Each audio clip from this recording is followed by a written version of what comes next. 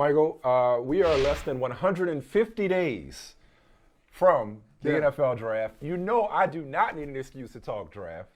And so making his brother from another debut is Bleacher Report's lead NFL draft analyst, Connor Rogers. Michael, also, as you know, host for BR Betting, as well as the That's So Mets pod. Not that there's anything to talk about with the Mets.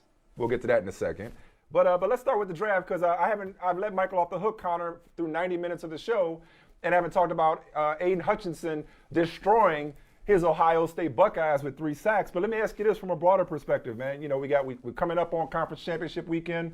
We just had rivalry weekend, Conference Championship weekend, college football playoffs. Along with Hutchinson, and I know you do Bleacher Report's mock drafts, you do a great job.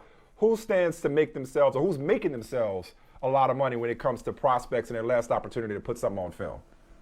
Well, first off, guys, thanks for having me on. I'm excited to join you, and it's always great to talk draft, you know, especially before Christmas. I'll do it to anyone that'll listen. So I think when you look at it right now, right, this is a class that's just dominated by these pass rushers. You have a guy like Aiden Hutchinson, but you have Kayvon Thibodeau that came into the year as the projected number one overall pick. That those guys are locked into the top 5, probably top 3, probably going to go 1 and 2. And then it turns into the quarterback show because right now you could talk to 5 different scouts, evaluators, even the guys that are making the picks at the top, and they'll tell you different things, whether it's Matt Corral from Ole Miss, who is probably the favorite to be the first quarterback taken, but nobody knows if that'll be a top 5 selection or a top 15 selection. There's a big difference. The guy like Malik Willis from Liberty that has all the talent in the world that people are really excited to go watch at the Senior Bowl and see how they can develop those traits at the next level, both as a runner and a very special passer as well. So I think those guys, Desmond Ridder, all the talk in college football right now is around Cincinnati. Everybody wants to see,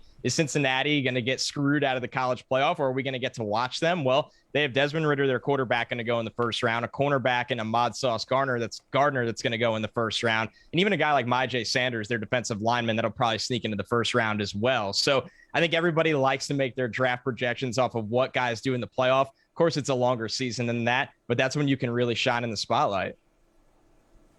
Let's say if you were running an NFL team and you had the first pick in the draft and you have a ton of needs because you got an expansion team. Let's say your team is an expansion team and you just want to set up a franchise cornerstone. Which player would you take? I think right now I would still take Kayvon Thibodeau from Oregon. Now, it's hard to say that after you just see a guy like Aiden Hutchinson have, 15 pressures against Ohio State in one game.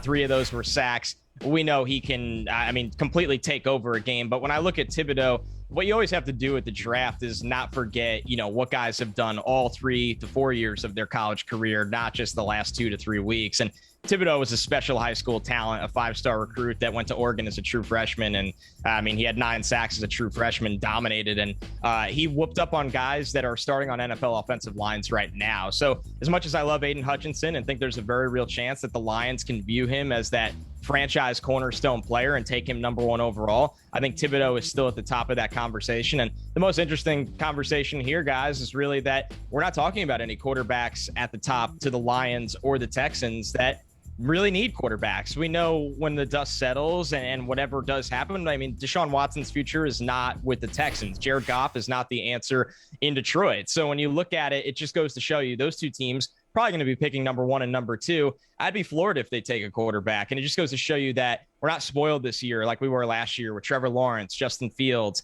Zach Wilson, and Trey Lance, and even a guy like Mac Jones, where it was a 5 quarterback class, where this year 4 could go in the first round, but they're not going to step in and start and have the same ceiling those guys were expected to have. You're Jets Mets, correct? That's correct. Born and raised in New York, and sadly, this is how it goes. Well, that word sadly. Well, and listen, we're going to get to the Mets momentarily. We're going to say the best for last. But the Jets, though, let's stay on the gridiron for now. With the Jets, they beat the Texans, of course, yesterday. Zach Wilson's been up and down. You had the Mike White era. That was fun while it lasted.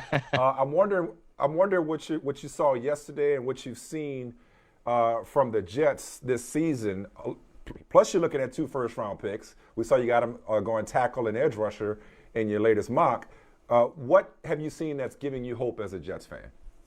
I think the fact that they have the right people in place that understand patience of building an organization, they just haven't had that in a long time. Everybody knew from the day Adam Gase was hired that that was never going to work out. I mean, and they went exactly how you expected. With Joe Douglas, he comes in and gets a 6-year deal.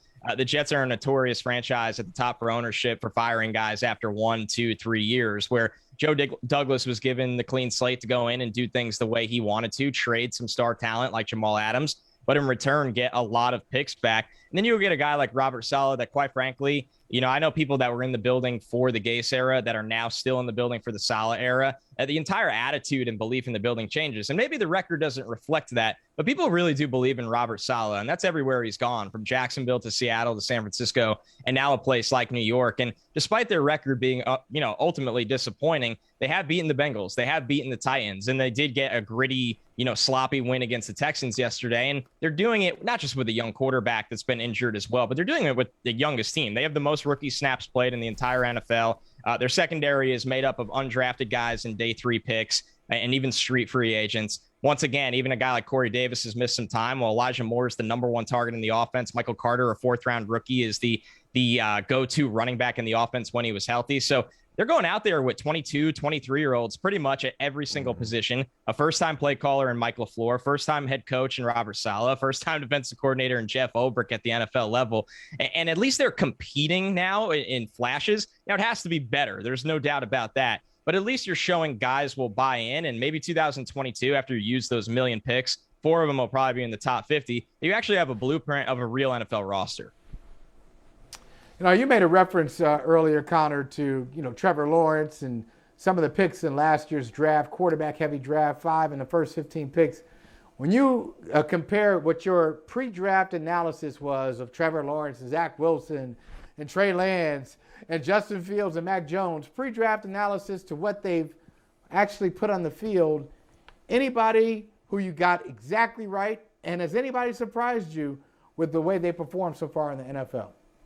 I think the sample size has been so small that it's tough, where I think, Mac Jones has surprised me, and I knew he'd go in the first round. And in terms of a draft scale, I kind of saw him as a top of 2nd round player, but he plays a position that'll always go in the first round. So you understand the curve on that situation. But I didn't, and let's be real, I didn't think New England was this ready to not carry him, but elevate him, right? They win every game in the trenches. Their offensive line has been fantastic. They have 2 running backs that can handle the rock. Kendrick Bourne was probably one of the best free agent signings under the radar the entire offseason. They have 2 tight ends that can catch the ball. So I think for Mac, it's a great situation where you have a veteran coaching staff and one of the best coaching staffs in the entire history of the game, but an offensive line that wins every single battle in the trenches. And they don't ask him to do way too much, and he's handled that workload and has relatively taken care of the football. Now, when you look at Zach Wilson and Justin Fields and Trey Lance, they've all been hurt. So it's not surprising that really none of them have been able to get in a rhythm. I think with Justin Fields, you were excited what you saw, in the primetime game when you watch him against the Steelers, but you'd like to see him build the momentum of that, weeks of that. Same with Zach Wilson, rookie of the week against Tennessee, but hasn't gotten in the groove for the long stretch. Trey Lance, we know he has more talent than Jimmy Garoppolo, but they obviously want to ride with the veteran in Jimmy right now. And when Trey is right, they'll move on to him. And Trevor Lawrence, nobody will go out and say it, but he was disappointing. And I thought he was maybe not the word generational prospect, but, kind of the best quarterback we've seen since Andrew Luck coming out of college football. And Jacksonville doesn't really do anything well. They have no upper tier wide receivers. The offensive line is not really great. They're not a well-coached team. There's been dysfunction there as well. And, he's a mature guy that's kept his head above all of it, but he hasn't gone out and won them football games. And when he was the guy at college, that's how he was drafted to be. That's what people like me expect him to come in and do. And you don't write him off yet, but to call anything but Trevor Lawrence's rookie season a disappointment, it absolutely is so far, and no one's saying it. Without further ado, have you recorded your That's So Mets podcast for today? As soon as I get off with you guys. Okay, good. Okay, yes. So you're warming up with us. Great. I guess. Look, 3 years, $130 million to Max Scherzer, easily, far and away, highest in history in terms of average annual value. You get to roll out, knock on wood if healthy, a Max Scherzer, Jacob deGrom 1-2 punch at the top of the rotation. I'll ask it to you this way. You take it wherever you want to go, Connor. When's the last time as a Mets fan you've been this hyped? Since I was on the 7 train on my way to the World Series in 2015, I mean, and that was a unique moment because I didn't think that team had any business making it as far as they did. And that was with an ownership group that didn't want to spend any money on the team. And they were really led by a lot of young, surprising storylines. So this year, the fact that Steve Cohen has come out and literally put his money up, right? And gone out and got a guy to come over that is a superstar. He's a Hall of Fame pitcher. He has shown no signs of slowing down. I think he had a career ERA last year at age like 37 years old. When he got traded to the Dodgers, he was lights out. So this is all about health. And as a Mets fan, I hate to pour cold water on anything, but after the All-Star break last year, you're riding high. They've been in first place a million days in a row. Jacob deGrom doesn't pitch in the second half of the year and everything falls apart. You just want to see if these guys can stay healthy, because if they can, you're talking about potentially the most special 1 and 2 of a rotation in this last decade or two. That's how good they can be. So for the Mets fan today, I think it's more than Scherzer, right? It's about more. It's the fact that you're operating like a franchise that'll go out and pay for premium talent, and you just care about winning, right? That's all you care about. That's all you want. That's all you want. New York fans, that's what they want. Yes. Well, hey, you mentioned the cold water though. I got a whole bucket of cold water over here. Please. And Michael, don't do that to our guests. And Michael Smith has heard this rant before, and it's not really about the Mets. Because, listen, I live in Boston. I have no issue with the Mets. Now, that team in the Bronx, that's a different story. But yeah, we can like align Queens, on that. Okay, I'm cool with Queens. We good. Now, listen, Max Scherzer was a part of a generational team. In the second half, generational LA Dodgers. They finished in second place with 106 wins. And when their season is on the line, this guy can't even give you 5 innings when they need it the most. So there's no way in the world I would pay him $40 million plus per season when it comes to the playoffs. If they make the playoffs, I don't even know if he's going to give me 7 innings in a playoff game. So, and before last year, I'm sorry. No, one more thing. I'm enjoying this. One more thing. Hey, one more thing. By the way, Mike, I'm going to go back a little bit because I got a little book on Max Scherzer. They were up. The Tigers were up 2-0. I had an opportunity to go up 2-0 on the Red Sox in 2013, 2-0. Max Scherzer is shutting out the Red Sox, goes 7 innings, and then asked out of the game. He was dealing. He asked out of the game. That led to heroics from David Ortiz. The Red Sox win that game, win the series. So enjoy it today, Connor. Win the press conference. Win the day. Well, that's so awful. Win the offseason. You guys got to realize. You guys got to realize. I just want playoffs. That's no. You just want to be respectable. Yes. Excuse my friend. No. See, I can't take him nowhere. No. I can't. No. You want to be respectable. I want to be real. talking about how one of the best pitchers of his generation signed with the Mets. I'm surprised he didn't get $50 million a year out of them. How you gonna get Mets gonna get Max Scherzer without paying that kind of money? last year end? Connor, excuse him. Ignore him.